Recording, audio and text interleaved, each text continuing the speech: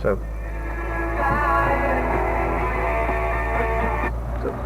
air conditioning works, temperature control works, and air AC also works, but we won't be using that today because it's pretty cold out. Daytime running lights are on. Both the cassette and the 60 CD changers work, although we haven't used the cassette in years. Okay. So mirrors adjustment still works.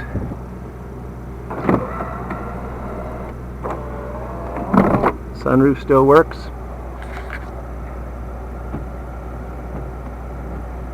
Front windshield wipers. Rear windshield wiper and spray. All of the door locks. Basically, if it's part of the car, it works. Okay, well, we're going to go for a little drive.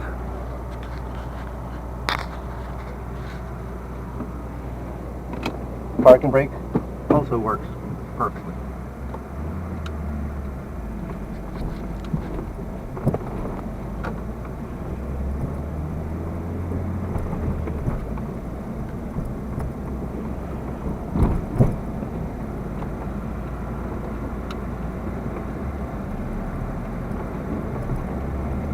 Four new rotors in 2022, 4 new tires in 2022, new rear pads OEM in 2022, front pads still have half-life on them. All calipers inspected and greased and sliding and working perfectly. Pistons also inspected and cleaned and greased.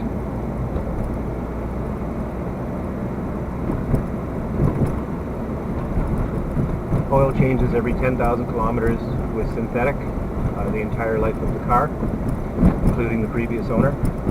Always do a filter with the oil change.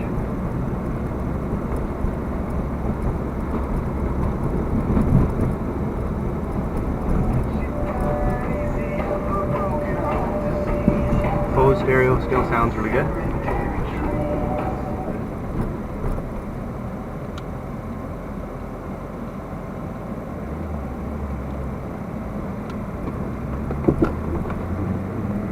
Clutch still works perfectly. It's got a little bit of a higher engagement point than it did when it was brand new, but it's still solid and works smoothly and holds on very well.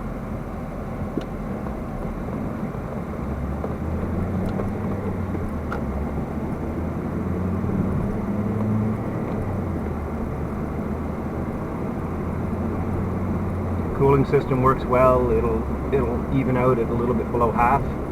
Always does. Mileage is the same as it was for the entire life of the car, somewhere around 7 liters per 100 kilometers. Power output is the same or very similar. Oil consumption has not gone up. It was beginning to go up a little tiny bit, and we did a $280 engine rinse in July, which cleaned out any deposits and also freed up any bit of junk on the piston rings. And oil consumption went back down from about 2 liters per 100 2 liters per 10,000 kilometers to about 1.5 liters per 10,000 kilometers, which was what it originally did when it was new. So no oil consumption issues. Valves were checked. Clearances are supposed to be 0.008 to 0.010. First time it was ever done was 485,000 because it just didn't make any noise or give any indications it needed it. And sure enough, the worst valve was 0.011, so 1/1000th of an inch out of spec. They were all returned to 0.009 and good to go. And the good thing about the valve clearance is that that's an indication that both the valve seats and the valve guides are good, because if either of those were bad, you would certainly be beaten up on the surface of the valves and they would be changing their clearances, and that's just not happening. I also had the opportunity to actually feel the valves and push on the valve stems from the side while changing a starter motor a couple of years back, and they are solid. There is no free play whatsoever. So the valve guides are still good.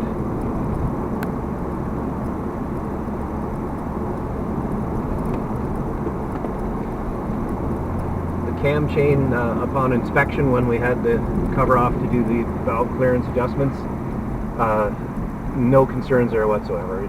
It's very nice and tight on the sprocket, so it's not an issue whatsoever. Okay, so we're going to come on the highway here. And if you know the Type S, you know it's got an 8,000 RPM red line.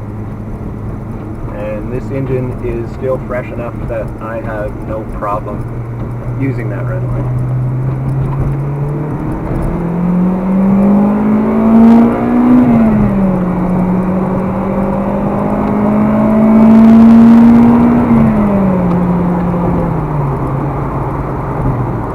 And we'll put it in 6 before I get a speeding ticket.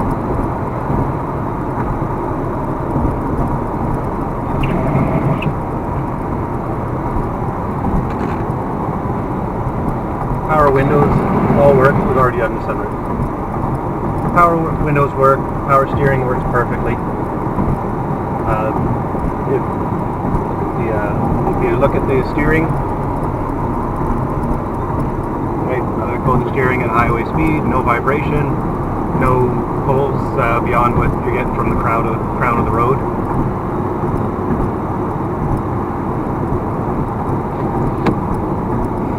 That can be pulled closed for those of us that are taller and have less hair. The interior, if you look around the interior, you can see that it's in almost like new condition. We were getting a tear on the driver's side seat, which is very common on these cars as they get older. So we changed out the seats to some seats from a newer version of the car, like a 2005 or something like that. And the seats are as good as new. Seat heat works, all the airbags and stuff all work perfectly. There are no check engine lights. Right, so if you take a look at the dash, there's no warning lights whatsoever. Right, and with good reason, this thing just runs good.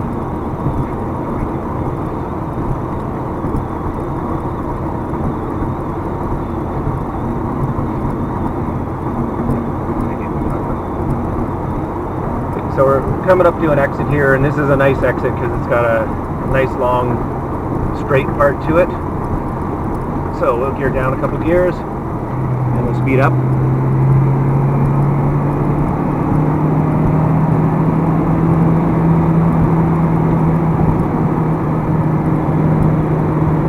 And we're going to hit the brakes, so hold on.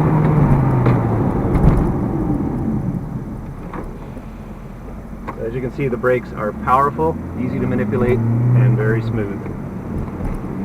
And because it's the OEM pads, they work really well. When we purchased this car used, it had Wagner thermal quiets, which I really liked on other vehicles. On this vehicle, I found that they glazed up and you lost a lot of braking power. So we went back to OEM, and they work so well, we just won't fool around with anything else. So this car was driven typically, as I'm driving it now, through 80 zones. So it was a commuter car that commuted from Kitchener to Brantford since 2009. So it's 100 kilometers a day, which is why the mileage is high. But it's commuting in 80 zones, so it's not even doing a full 100 kilometers an hour. And yet, in terms of the wear and tear on the drivetrain, it's similar to highway driving, where it's just a constant, low effort, steady speed, good cooling. It's just about the easiest way to run an engine is running it along at about 10 or 12 horsepower, which is about all it takes to take this car up to 80 kilometers an hour and hold it there.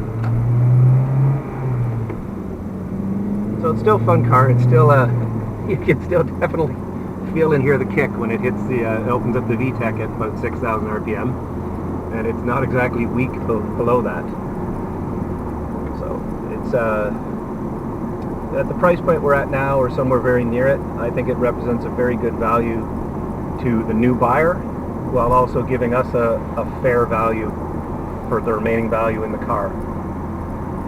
It did have the usual rust issue behind the rear wheels. We didn't let it get to the point where it rusted through, and it did have a bit of rust on the floor pan in behind the driver's seat. And so this year we got that rust cut out and replaced with new metal, and the exterior paint was repainted to fix it. They did a really good job matching. It's not perfect, but it's one of the most perfect matches I've seen on an auto body repair. And I used to be a paint process engineer, so it's a very nice paint job, and we're very happy with it. This car is just such a sweet car. We totally want to keep it if we had room for it, and just keep it as a summer car, and you know, drive it in the summer and have a lot of fun with it, because it is a really nice recreational car. For the commute that my wife does, the traffic has increased so much that she just no longer felt safe in a small car low to the ground, so she upgraded to a small SUV. And to let you know how she feels about the engine in this car, the new SUV it's a Honda, and it has the 2.0 liter K series engine, because she knows it's going to really last. So that's our RSX, and we hope you enjoyed your virtual test drive.